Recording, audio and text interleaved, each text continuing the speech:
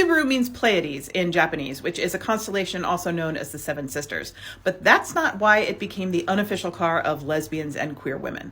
That was actually the result of a very successful marketing campaign to revitalize the sales of a car that journalists called sturdy, if drab, in the 1990s. Welcome back to Yesterqueers. My name's Amanda, and I'm a public historian who talks about queer history on the internet. Real quick, before we talk about queer women and Subarus, we're going to talk about a queer woman who owns a Subaru. See what I did there? This is Kaya, the mechanic shop femme, and if you already follow her on TikTok, then you know that she is on a mission to demystify cars. As part of that mission, she wrote a book, and she was kind enough to send me an advance copy, which I read cover to cover while I was on vacation with my family. It is super accessible, and I learned a ton. I think anyone who regularly drives a car should have a copy of this book.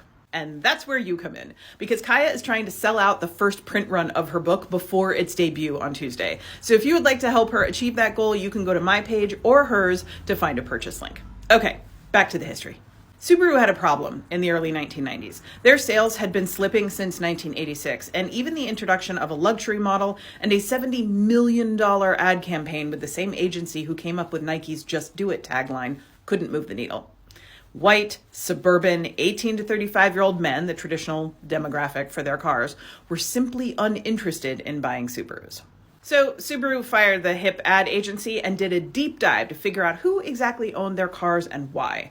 They wanted to pivot to marketing to niche groups who'd be willing to pay a little bit extra for what was then an unconventional feature, standard all-wheel drive. They discovered that more than half of Subaru owners fell into 4 distinct groups: teachers, healthcare professionals, IT professionals, and outdoorsy types. And then they figured out there was a 5th group that intersected with all of the others: lesbians. But this was the early 90s. The idea of openly marketing to a queer audience was seen as somewhere between laughably ridiculous and brand suicide. Don't Ask, Don't Tell had just been signed into law, and the Defense of Marriage Act was well on its way.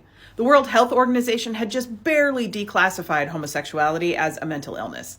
The city of Boston had just canceled its first St. Patrick's Day parade in something like 90 years, rather than let a queer group march. And when Ellen DeGeneres came out in 1997, Chrysler pulled its ads from her sitcom, and a spokesperson said, "We don't think it's a smart business decision to be advertising in an environment that is so polarized." And yet, that's exactly what Subaru did, although the process was not without its struggles. For example, the executives who first signed off on the campaign did so because the word gay was mistranslated in a meeting as happy and joyful rather than as same-sex loving.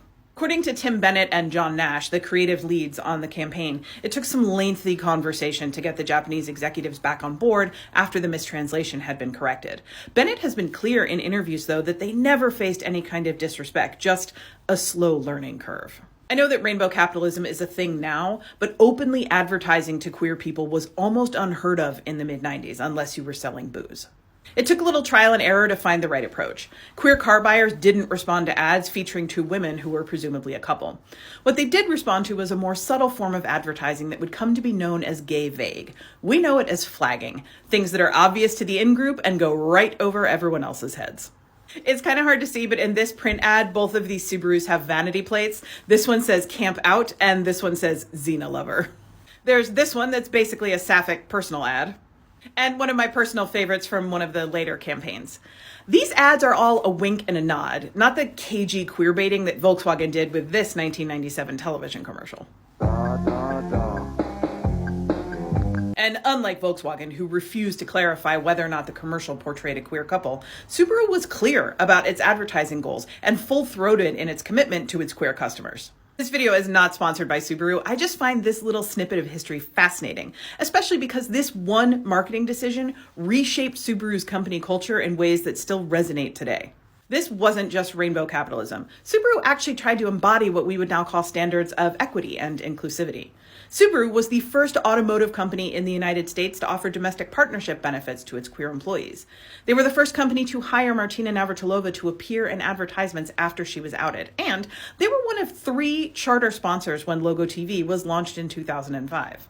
Is Subaru a for-profit company whose main priority is selling cars? Yes, of course. But I still think it's refreshing to see a company that has actually been trying to walk the talk for 30-odd years. That's it for today. As always, more information, including sources, further reading, and a link to purchase Kaya's book, are all available in the usual place.